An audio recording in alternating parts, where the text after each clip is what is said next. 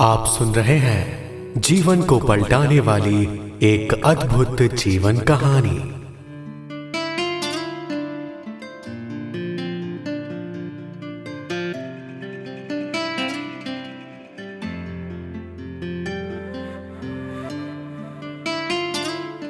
भाग 18।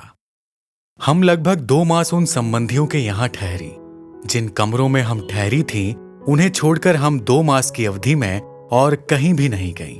हमारे दैहिक संबंधी कारें ले आते थे और हमसे अनुरोध करते थे कि मुंबई देखने जैसा शहर है, चलो आपको दिखा लाएं।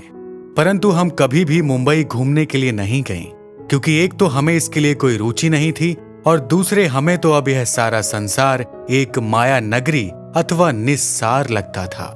अतः हम उनसे कहा करती थी, हमने सतयुग का वह भारत भी देखा है जो कि धर्म भूमि और देव भूमि था, और जहां सोने चांदी के महल थे तथा राजा प्रजा सभी सुखी थे।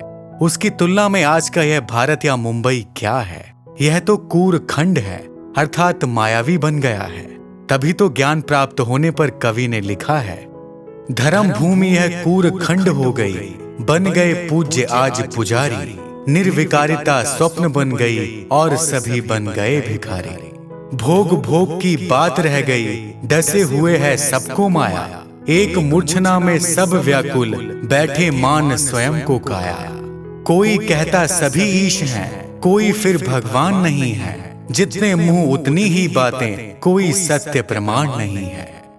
हम जो कि शिव बाबा द्वारा दिव्य दृष्टि प्राप्त करके स्वर्ग के दृश्य देखती हैं, इस माया नगरी मुंबई को देखकर क्या करेंगे?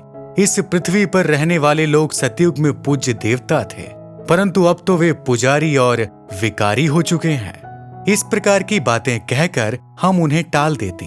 हमारे संबंधियों ने अनेक बार हमें कई प्रकार के भोजन तथा वैभवों की भी भेंट की, परंतु हम तो सदैव अपने हाथों से 2 सादी रोटी बनाकर सादी सब्जी के साथ खाती थी और मन में ईश्वर के गुण गाती थी। अतः उन लोगों को विचार आया कि ब्रह्मा वत्स अब अपने जीवन को बहुत ऊंचा बना चुके हैं। ना तो इन्हें घूमने फिरने का शौक है और ना खाने पीने का चस्का है। इनके जीवन में त्याग की उच्च भावना है।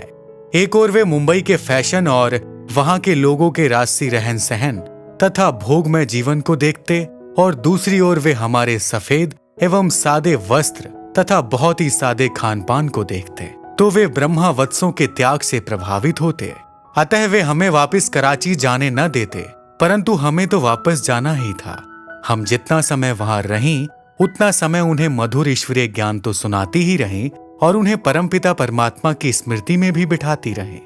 अन्य जो लोग भी हमें मिलने आते थे, उन सभी को हम यह संदेश देती थीं, शिव बाबा को अब याद करो, तुम्हें मुक्ति धाम में जाना है।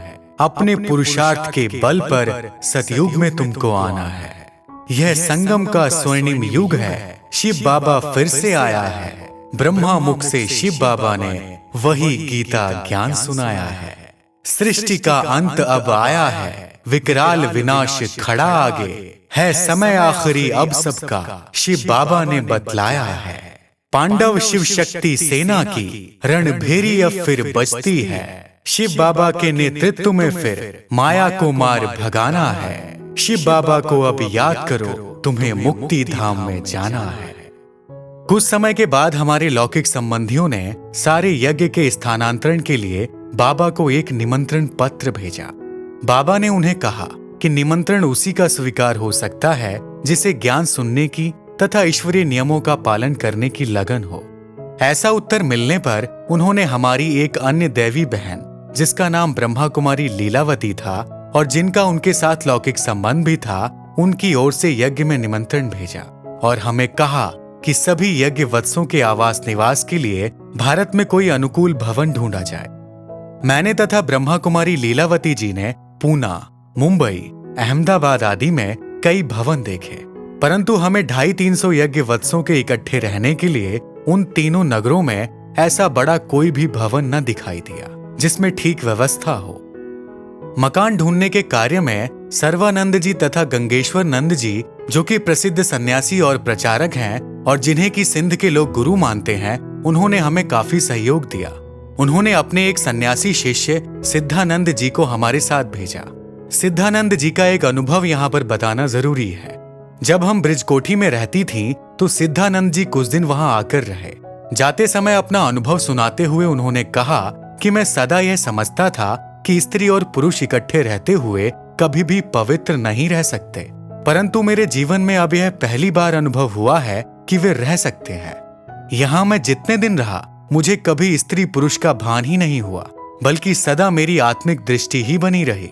कर्म सन्यासियों के संग रहते हुए मेरी दृष्टि इतनी शुद्ध कभी नहीं हुई थी। आखिर हम माउंट आबू में कोई अनुकूल भवन देखने के लिए आई। हमारे कुछ लौकिक संबंधी भी हमारे साथ थे। मैंने एक दैवी बहन ब्रह्मा कुमारी रुक्मणी जी के साथ मकान ढूंढते ढूंढते माउंट आबू की ब्रिज कोठी देखी, जो कि भरतपुर के महाराजा की थी। मुझे यह बहुत पसंद आई। यूं तो वह कोठी बहुत ज्यादा अच्छी नहीं थी, परंतु उस कोठी को देखते समय मुझे बाबा के कुछ महावाक्य याद आए, इसलिए यह कोठी ले लेना मुझे उचित लगा। बाबा हमें सिंध में काफी समय पहले कहा करते थे कि बच्चे, अंत में आप ब्रह्मावत्स पर्वतों पर जाकर तपस्या करेंगे और महाराजाओं की कोठियों में रहेंगे। बाबा के ये पूर्व वचन मेरे मन में बार बार प्रबल प्रेरणा के रूप में उठते और समझाते कि यह आबू ही वह पर्वत है और ब्रजकोठी तो एक महाराजा की कोठी है ही। अतः यह वही पर्वत है जिसके बारे में बाबा पहले से ही हमें बार बार कह रहे थे कि अंत में आप पांडव पर्वत पर तपस्या करते करते शरीर छोड़ेंगे। बाबा यह भी कहा करते थे कि जब इस कलयुगी विकारी सृष्टि का महाविनाश होगा तो ब्रह्मावत्स उस पहाड़ी पर ही होंगे और वहां से ही विनाश देखेंगे। अतः मुझे प्रबल प्रेरणा हुई कि हो न हो यह वही पहाड़ी है और यह वही राजा की कोठी है जहां हम शिव शक्तियों और पांडवों को अर्थात ब्रह्मावत्सों को आकर तपस्या भी करनी है और रहना भी है। अतः मैंने अहमदाबाद जाकर बाबा को कराची से टेलीफोन किया और ब्रिज कोठी के बारे में उनसे राय मांगी। तब बाबा ने इस स्थान के लिए ऐसे झट से स्वीकृति दी जैसे कि बाबा के मन में यहाँ आने की योजना पहले से ही हो और हमें केवल ढूंढने की सेवा का अवसर और खुशी प्राप्त करने के लिए ही भेजा हो। जब शिव बाबा ने सिंध अथवा पाकिस्तान से यज्ञ को भारत में स्थानांतरित करने का निर्देश दिया, तब आबू में ब्रिज कोठी लेने तथा ब्रह्मा मुख वंशावली के आवास निवास आदि के लिए उचित प्रबंध करने के लिए सबसे पहले एक विशेष अनुभवी ब्रह्मा कुमार को भेजा गया। वे यज्ञ वत्सों में से एक मुख्य भाई थे जिन्हें शिव बाबा ने विश्व किशोर नाम दिया था। सचमुच जैसा उनका नाम था वैसा उनका पुरुषार्थ भी था। वे भविष्य में विश्व के मालिक श्री नारायण के किशोर बनने जैसा ही पुरुषार्थ किया करते थे। वे इस ईश्वरीय ज्ञान की धारणा से पहले कोलकाता में एक उच्च और नामवार जोहरी थे। लौकिक नाते से वे बाबा के भतीजे थे। उन्हें बाबा के प्रति अगाध स्नेह और अत्यंत सम्मान था।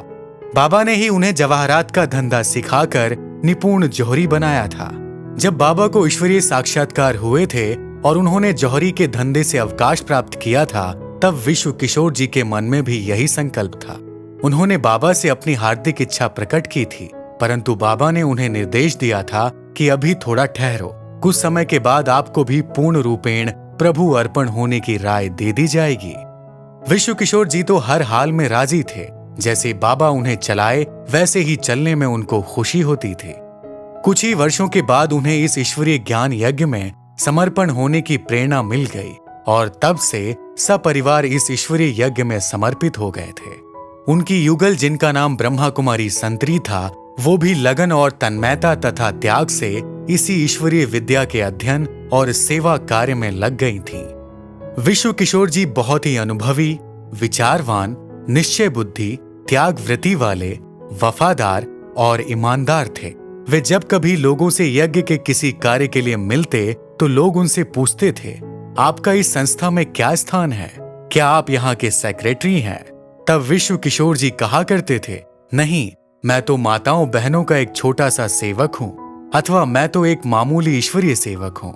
वे पत्र व्यवहार में भी स्वयं को ईश्वरीय सेवक लिखकर ही हस्ताक्षर करते थे।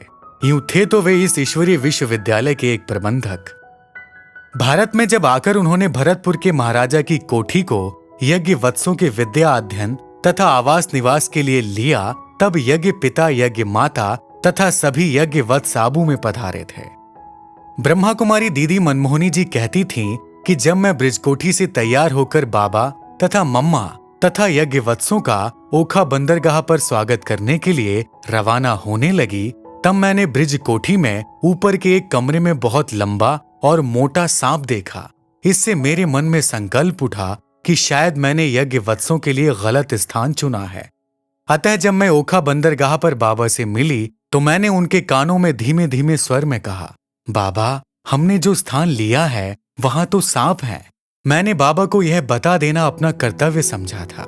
मेरी यह बात सुनकर बाबा ने मुस्कुरा दिया। वे बोले, बच्ची, कोई हर्जा नहीं है, सांप हमारा क्या बिगाड़ेंगे, हमें तो सांपों से मुकाबला करना है। यहाँ सांपों से बाबा का अभिप्राय काम क्रोधादि विकारों से है तथा आसुरी स्वभाव के लोगों से है।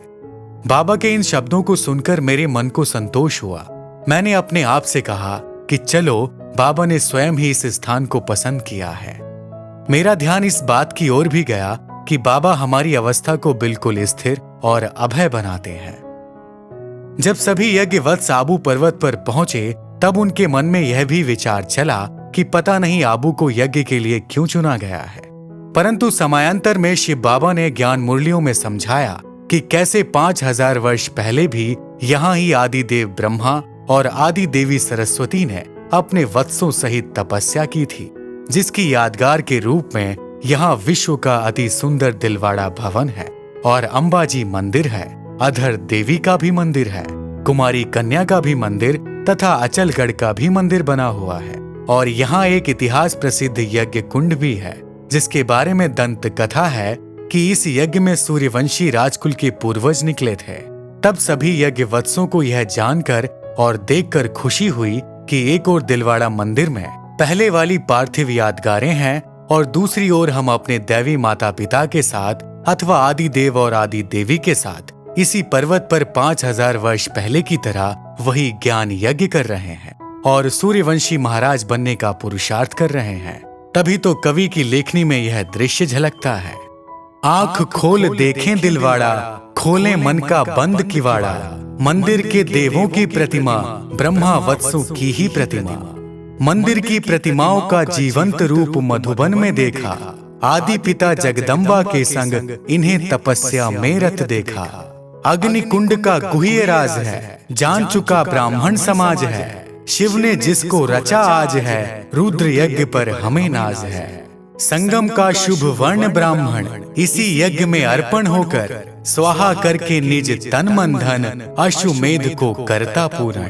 जीवन की इन आहुतियों से माँ सरस्वती ब्रह्मा ब्राह्मण, सतयुग में जाकर बनते हैं ये श्री लक्ष्मी श्री नारायण।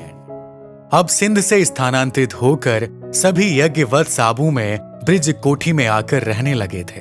वे ईश्वरीय विद्या अध्ययन तथा प्रभु स्मृति में लवलीन रहते थे। प्रतिदिन प्रातः उन्हें ईश्वरीय ज्ञान की मधुर मुरली सुनाकर अतीन्द्रिय सुख देने वाले बाबा उन्हें प्रायः सैर कराने तथा पर्वतों पर चढ़ने भी अपने साथ ले जाते थे। जब सभी यज्ञवत्स निक्कर और रबड़ के बूट पहने हुए समूह में ब्रिज कोठी से निकलकर नक्की लेक आदि की ओर जाते तो स्थानीय लोग निस्तब्ध हुए से उन्हें अपलक देखते रहते कि यह शक्ति दल कहां से आ गया है। उनके मन में यह प्रश्न उठता था कि हम कोई स्वप्न तो नहीं देख रहे हैं। उन्होंने कभी भी इतनी संख्या में कन्याओं माताओं को इस तरह स्फूर्ति से इस वेग में दौड़ते चलते पर्वत पर चढ़ते कभी नहीं देखा था। जब इतने सारे सफेद वस्त्रधारी यज्ञवत्स पर्वत पर चढ़ रहे होते थे तब वह दृश्य देखते बनता था। मार्ग पर चलने वाले लोग वहां के वहां खड़े एक टिक उन्हें देखते रहते जब तक कि वत्सों का समूह उनकी दृष्टि से ओझल न हो जाता। परंतु दर्शकों को यह थोड़े ही मालूम था कि गुप्त वेश में यही शिव शक्तियां हैं अथवा यही राज ऋषि हैं। उन्होंने तो सुन रखा था कि शक्तियां तलवार, तीर और कवच आदि से सजी होती हैं और असुरों से युद्ध करती हैं, परंतु ये सच्ची शिव शक्तियां तो कहती थी, है कवच हमारा सहज योग, हम सजी ज्ञान तलवारों से, दिन रात युद्ध करती रहती माया के 5 विकारों से। अपना यह युद्ध अलौकिक है, हम तो माया को मार रहे, वह काम शत्रु यह क्रोध शत्रु, सब एक एक कर हार रहे। यह मनोजगत का महायुद्ध, इसमें हिंसा की बात नहीं, मरजीवा बच्चे ब्रह्मा के हम करते कोई घात नहीं। इस प्रकार मिलकर सभी ब्रह्मावत्स आबू की शोभा बढ़ाने लगे। दोस्तों, इसके आगे की कहानी अगले भाग में सुनिए। धन्यवाद। इस वीडियो से संबंधित अधिक जानकारी प्राप्त करने के लिए और निशुल्क राजयोगा मेडिटेशन सीखने के लिए आप नीचे दिए गए नंबर्स पर हमें संपर्क कर सकते हैं।